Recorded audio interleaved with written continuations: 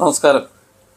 ഇന്നത്തെ കാലത്ത് നമ്മുടെ ബലഹീനതകൾ മനസ്സിലാക്കി നമ്മളുടെ കൂടെ നിൽക്കാൻ പറ്റുന്ന ഒരു ഇണയെ അല്ലെങ്കിൽ ഒരു ജീവിത പങ്കാളിയെ കിട്ടുക എന്ന് പറയുന്നത് വളരെ ഭാഗ്യമാണ്. അത്തരത്തിലുള്ള സംഭവമാണ് ഞാൻ നിങ്ങളോട് പറയുന്നത്. എനിക്കറിയാവുന്ന ഒരു പെൺകുട്ടിയുടെ വിവാഹം ആലോചിച്ചു, കല്യാണം എല്ലാം ഫിക്സ് ചെയ്തിരിക്കുന്ന സമയത്ത് ഈ കല്യാണം ഉറപ്പിച്ച പയ്യൻ ഒരു ആക്സിഡൻറ്റിൽ പെടുകയും അവൻ്റെ ഒരു കൈ പൂർണ്ണമായി നഷ്ടപ്പെടുകയും ചെയ്തു. ഷോൾഡറിന് താഴെ വെച്ച് കൈ മുറിച്ച് കളയേണ്ട അവസ്ഥയിലേക്ക് എത്തി. അവൻ്റെ വീട്ടുകാർ മുൻകൈ എടുത്തിട്ട് ഈ വിവാഹത്തിൽ നിന്ന് പിന്മാറി. കാരണം ആ ഒരു പെൺകുട്ടിക്ക് ഒരു ജീവിതം നശിപ്പിക്കേണ്ട, ഒരു കൈയുള്ള ഒരാളുടെ കൂടെ ജീവിക്കേണ്ട എന്ന് കരുതിയിട്ട്.